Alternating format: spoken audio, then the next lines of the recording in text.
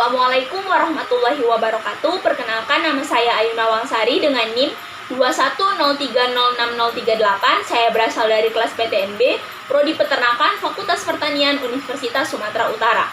Baiklah, pada video kali ini saya akan menjawab beberapa pertanyaan yang diberikan oleh dosen pengampu mata kuliah biokimia, yaitu Ibu Tati Widianasari SPT MP. Baiklah, pertanyaan pertama yaitu jelaskan 3 kompensasi pada tubuh. Ada 3 alat kompensasi tubuh. Yang pertama itu ada sistem dapar darah. Larutan dapar atau larutan penyangga adalah larutan yang mengandung campuran asam lemah dan basa konjugatnya. Begitu pula sebaliknya. Secara alami, sistem dapar mengandung bikarbonat yang berfungsi untuk mengatur pH darah, karena darah mengandung asam bikarbonat dan garam bikarbonat.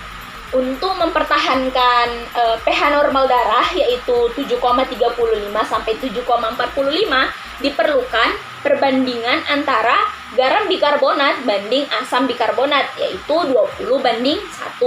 Selanjutnya yang kedua ada sistem respirasi. Sistem respirasi tubuh menggunakan oksigen dan menyingkirkan karbon dioksida serta uap air. Melibatkan yang pertama itu pemasukan O2 dan pengeluaran CO2 di alveoli. Selanjutnya yang kedua itu ada transportasi O2 dari alveoli menuju jaringan. Dan yang ketiga itu ada transportasi CO2 dari jaringan menuju ke alveoli. Nah, ditentukan oleh proses difusi udara, tekanan parsial gas dalam udara pernapasan atau PO2 dan PCO2. Sistem respirasi didukung oleh sebuah tekanan, yaitu tekanan parsial CO2, tekanan parsial CO2. Tekanan parsial CO2 inilah yang mendorong terjadinya proses pertukaran gas O2 dan CO2. Jika O2 dalam keadaan darah tinggi, maka CO2 rendah. Begitu pula sebaliknya. Dan pada saat yang sama terjadi proses pertukaran gas oksigen dengan karbon dioksida di kapiler darah dan alveoli. Nah, asidosis respiratorik terjadi ketika pH di atas 7,35 dan CO2 menumpuk di darah serta terjadinya pernapasan secara lambat. Alkalosis respiratorik terjadi ketika pH di atas 7,45, CO2 rendah, dan pernapasan akan terjadi secara cepat dan dalam. Selanjutnya itu yang ketiga itu ada sistem ekresi urin pada ginjal. Ginjal berfungsi untuk menyaring darah yang mengandung zat metabolisme sisa dari seluruh tubuh dan akan dibentuk menjadi urin. Mengatur garam bikarbonat dalam darah dengan cara yang pertama itu ada mobilisasi ion H+ terjadi di tubulus proksimal dengan reabsorpsi Na+. Yang kedua itu ada sekresi ion H+ di tubulus distal dengan Na+. Selanjutnya yang ketiga ada pembentukan amonia atau NH4+ di tubulus distal dengan menggantikan Na+ yang terpakai di nomor 2 tadi. Nah, untuk pertanyaan yang kedua yaitu jelaskan proses metabolisme air pada tubuh ternak. Air memiliki rumus H2O. Air berfungsi sebagai penyusun jaringan hewan dan tumbuhan. Air pada ternak dibedakan menjadi 2. Yang pertama itu ada ekstraseluler, yaitu air yang berada di luar sel. Contohnya itu urin. Setelah itu yang kedua ada intraseluler, yaitu air yang berada di luar sel. Contohnya itu air yang berada di luar sel kurang lebih 50% tubuh termasuk darah. Selanjutnya itu ada fungsi air. Yang pertama itu membantu pertukaran gas pada alveoli. Yang kedua membantu pengangkutan zat makanan. Yang ketiga membantu pelumasan bagi tulang sebagai katalisator serta membantu pencernaan. Nah, proses selanjutnya itu prosesnya.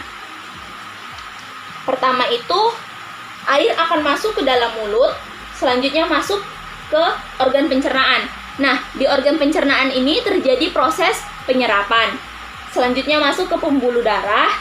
Setelah dari pembuluh darah akan masuk ke jantung. Nah, di jantung ini akan dipompa menuju paru-paru. Di paru-paru terjadi pertukaran oksigen dengan karbon dioksida. Selanjutnya masuk ke pertanyaan yang ketiga, yaitu jelaskan sumber air yang terdapat pada tubuh ternak. Nah, sumber air pada ternak itu yang pertama itu berasal dari air minum. Nah, jika kita bisa memberikan minum pada ternak sehari sekali jika ternak kehausan. Selanjutnya yang kedua itu berasal dari pakan atau konsentrat. Air yang terkandung dalam bahan pakan biasanya itu terdapat pada hijauan atau konsentrat. Namun dalam pakan ternak biasanya kandungan air tidak boleh terlalu banyak dikarenakan bisa menghidupkan mikroorganisme serta bisa mematikan hewan ternak tersebut. Selanjutnya yang ketiga, air metabolik yang didapat sebagai hasil dari oksidasi makanan serta sintesa dari molekul yang kompleks di dalam tubuh. Air metabolik biasanya terdapat dan diproses di dalam tubuh ternak tersebut. Nah, yang keempat itu jelaskan bagaimana cara menghitung air metabolik. Nah, di sini terdapat tabel. Diketahui zat makanan karbohidrat, air metabolik hasil oksidasinya 60, rata-rata kalorinya 400, air metabolik per 100 kilokalori energi metabolisnya 15,0.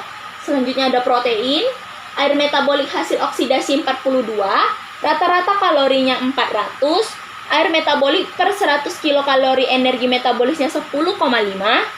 Selanjutnya ada lemak, air metabolik hasil oksidasinya 100, rata-rata kalorinya 900, dan air metabolik per 100 kilokalori energi metabolisnya itu 11,1.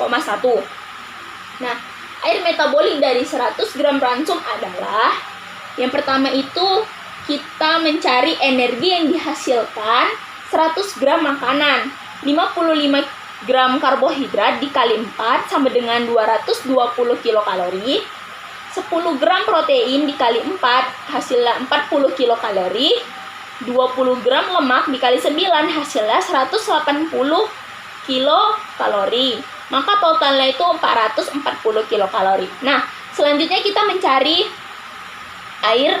Nah, setelah kita dapat energi yang dihasilkan 100 gram makanan, selanjutnya kita mencari air metabolik yang dihasilkan 100 gram makanan. 220 dikali 0,150 sama dengan 33 gram. Selanjutnya 40 dikali 0,105 sama dengan 4 gram. Selanjutnya 180 dikali 0,111 hasilnya itu 20 gram. Nah, total dari 33 ditambah 4 ditambah 20 yaitu hasilnya 57 gram. Jadi bila energi ransum 1 kilokalori, maka air metabolik yang dihasilkan adalah 57 gram. Untuk pertanyaan nomor 5 yaitu jelaskan faktor apa saja yang mempengaruhi ekresi ternak.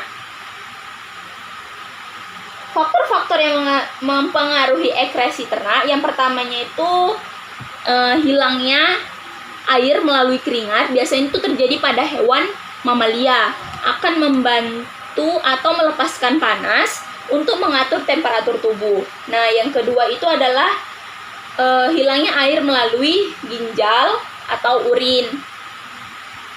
Selanjutnya yang ketiga itu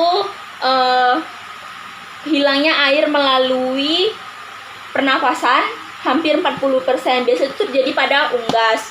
Selanjutnya yang keempat itu melalui saluran pencernaan. Bentuk pakan dan susunan pakan mempunyai pengaruh nyata. Contoh pakan serat mempunyai sifat pencatar yang menyebabkan banyak air yang keluar bersama feses. Ekresi kotoran sapi lebih basah daripada kambing. Mungkin ini saja yang bisa saya sampaikan. Lebih dan kurangnya saya mohon maaf. Wabillahi taufiq wal hidayah. Wassalamualaikum warahmatullahi wabarakatuh.